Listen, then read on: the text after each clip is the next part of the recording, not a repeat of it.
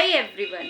गुस्सा आए तो क्या करें। देखो भाई, गुस्सा तो हम सभी को किसी ना किसी बात पर कभी ना कभी आ ही जाता है ना। ये बहुत ही कॉमन है। अगर मैं ऐसे में आपको कहूँ कि नहीं नहीं गुस्सा नहीं करना चाहिए तो ये तो गलत हो जाएगा ना।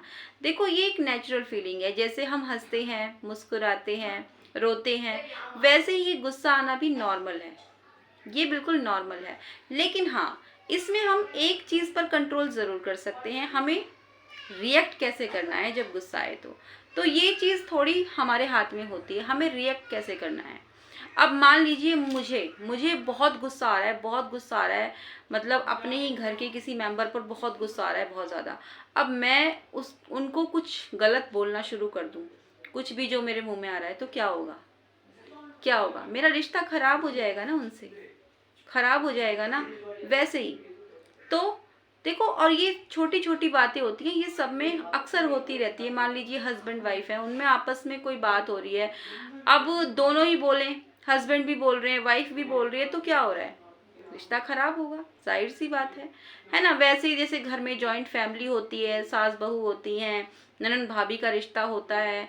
तो ये चीज़ें, इन चीज़ों में हमें किस तरीके से रिएक्ट करना चाहिए उस टाइम पर, अगर गुस्सा आए तो हमें किस तरीके से हमें रिएक्ट करना है, किस तरीके से हमें उन चीज़ों को लेके चलना है। और देखो, गुस्सा आना बहुत ही कॉमन प्रॉब्लम है, बहुत ही नॉर्मल बात है ये, और ये अक्सर सबके घरों में देखने को मिली जाती है ये वाली प्रॉब्लम। तो आज हम इसी बारे में बात करेंगे, ठीक है जी। देखो, सबसे पहले तो मैं आपको यही कहूँगी कि जैसे मान लीजिए जहाँ पर ये बातें हो रही हैं, जिसमें आपको गुस्सा आ रहा है, जहाँ पर ये बातें हो रही है ना, एक पल के लिए तो वो बात को आप टाल दो, ठीक है। अब मान लीजिए मैं हूँ, मुझे सामने वाले पर बहुत गुस्सा आ रहा है, बहुत गुस्सा आ रहा है, इतना आ रहा है कि मेरा दिल कर रहा है कि मैं उसको बहुत ज़्यादा सुना दूँ, बहुत ज़्यादा सुना दूँ। तो जब इतना ज़्यादा गुस्सा आपको आ रहा है ना, तो एक बार के लिए तो आप उसको टाल दो। कैसे? आप या तो ऐसा करो, आप वहाँ से उठ जाइए, उस कमरे से वहाँ से निकल जाइए कुछ देर के लिए। क्योंकि अगर आप वहाँ पर बैठे रहोगे, अगर मैं वहाँ पर बैठी रहूँगी, क्योंकि मुझे उस पर गुस्सा आ रहा है बहुत ज़्यादा, तो मैं वहाँ बैठी बैठी मतलब मुझे और ज़्यादा गुस्सा आता रहेगा उसकी बातें सुन के। तो मैं क्या करूँगी, मैं वहाँ से उठ के कुछ देर के लिए बाहर आ जाऊँगी, दूसरे कमरे में चली जाऊँगी। इससे क्या होगा?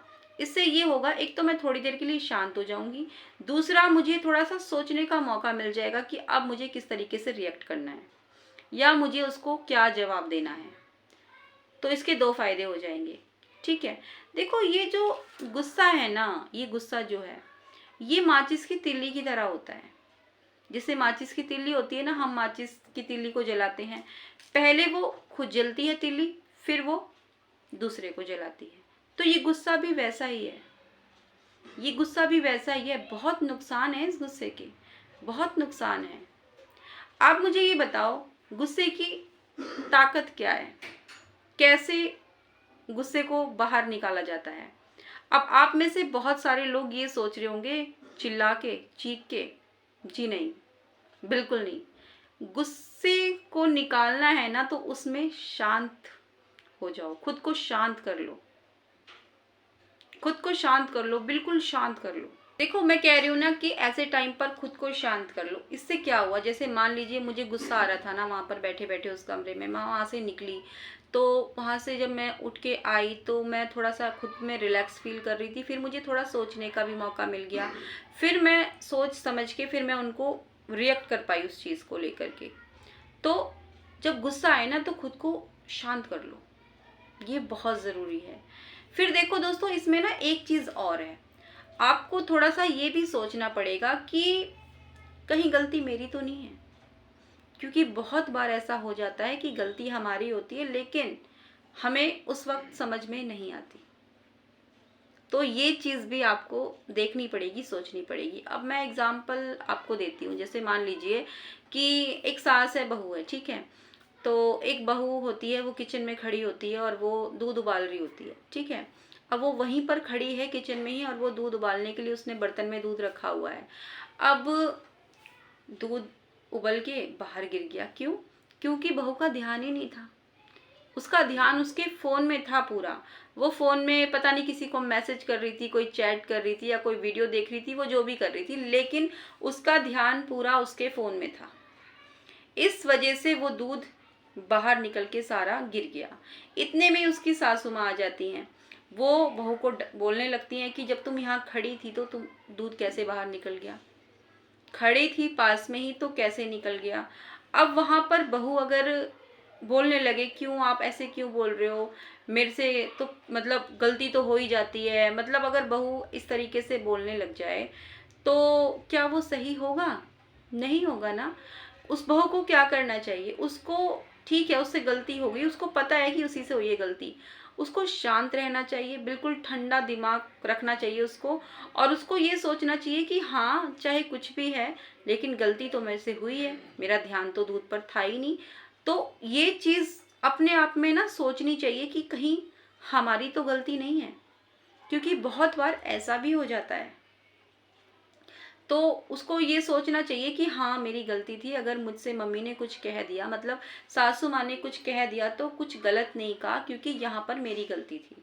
उसको अपनी गलती समझ में आनी चाहिए। समझ में कब आएगी? जब वो इस चीज़ को सोचेगी समझेगी तब। अगर वो डायरेक्टली रिएक्ट कर देगी, उन्होंने कुछ बोला और वो बोलना शुरू कर देगी, तो फिर रिश्ते होंगे ना खराब।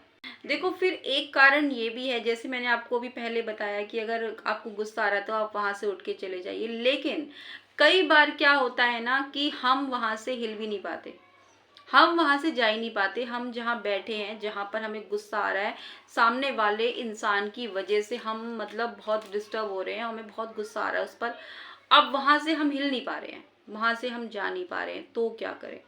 फिर तो क्या करें फिर? तो देखो उसका भी इलाज है मेरे पास।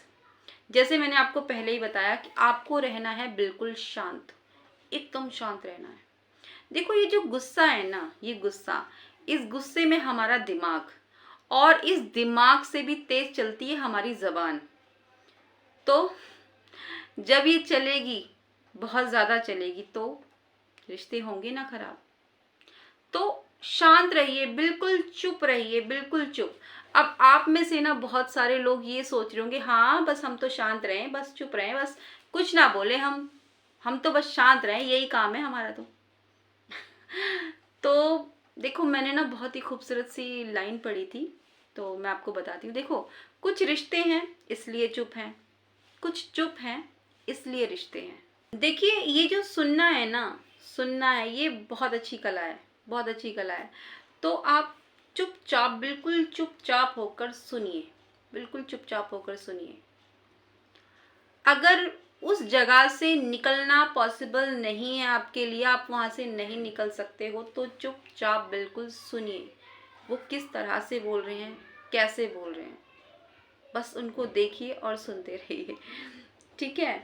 अब देखो इसमें ना एक चीज और आती है, बॉडी लैंग्वेज। जब हमें किसी पर गुस्सा आता है, मान लीजिए सामने मान लीजिए एक आदमी को गुस्सा आ रहा है किसी पर, ओहो भाई उसकी आंखें लाल तमतमाई हुई, बिल्कुल माथे पर शिकन, ओ भाई अपने स्लीव्स को इस तरीके से चढ़ाते हुए, भाई रुक जा जरा भी तुझे बताता हूँ। एक लेडीज है भाई, वो भी अपने बालों का जूड़ा बना के, साड़ी का पल्लू घुस के, तू कौन है, तेरी हिम्मत कैसे हुई बोलने की, मतलब पूरी बॉडी लैंग्वेज ही उनकी खराब। तो बॉडी लैंग्वेज को नॉर्मल रखिए, नॉर्मल रखिए, बिल्कुल नॉर्मल रखिए।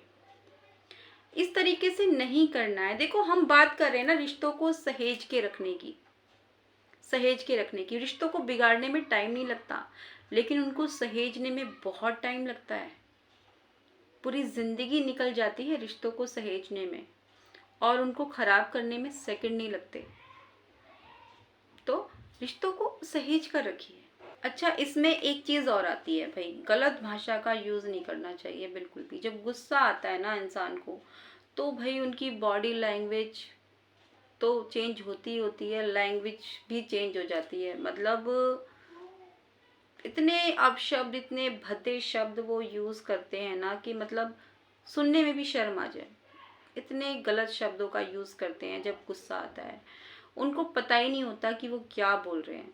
देखो ये जो शब्द होते हैं ना, जो हम बोलते हैं सामने वाले को, चाहे गुस्से में ही बोल रहे हैं, इनका भी एक जायका होता है। जब हम सामने वाले को परोस रहे हैं ना, सर्व कर रहे हैं, तो सर्व करने से पहले ना आपको थोड़ा सा ये देख लेना चाहिए, जो आप सर्व कर रहे हो ना सामने वाले को, जो शब्द आप दे रहे हो, उनका टेस्ट कहीं कड़वा तो नहीं है, कहीं तीखा तो नहीं है, कहीं खट्टा तो नहीं है।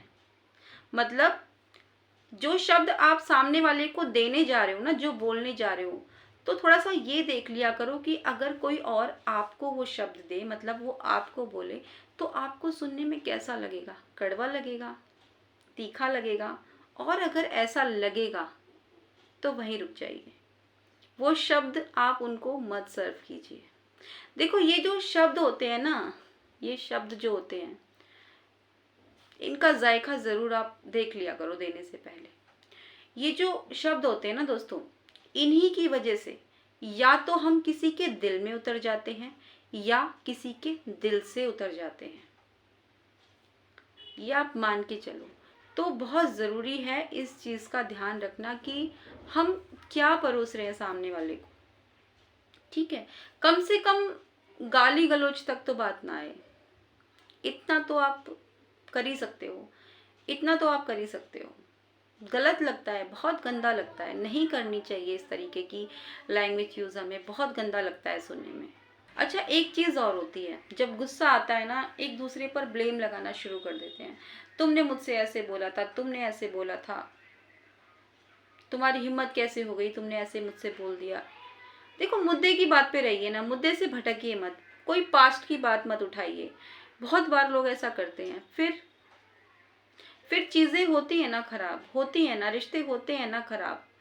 तो मुद्दे की बात पर रहिए, जो बात हो रही है उस टाइम पर प्रेजेंट में, बस उसी पर बात कीजिए। लोग पास्ट की बातें उठा लेते हैं, ये गलत है। देखो ये जो गुस्सा है ना, ये एक तरह का श्राप होता है।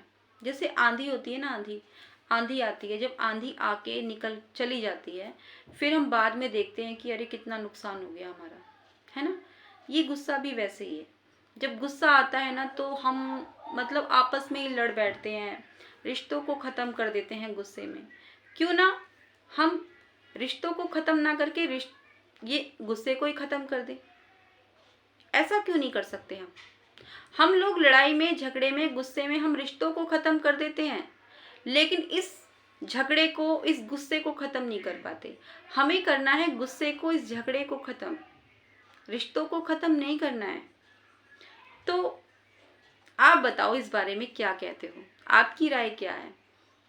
आप मुझे ज़रूर बताइएगा। ये वीडियो आपको कैसी लगी? अगर अच्छी लगी ना, थोड़ी सी भी किसी के मतलब की, अगर आपको लगता है किसी के काम आ सकती है, तो उन तक शेयर ज़रूर कीजिएगा।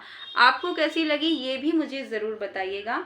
अच्छी लगी तो इसको एक लाइक ज़रूर कीजिएगा। चैनल पर पहली बार आए तो सब्सक्राइब ज़रूर कीजिएगा। मैं फिर से मिलूँगी नई वीडियो के साथ, तब तक के लिए bye bye and take care.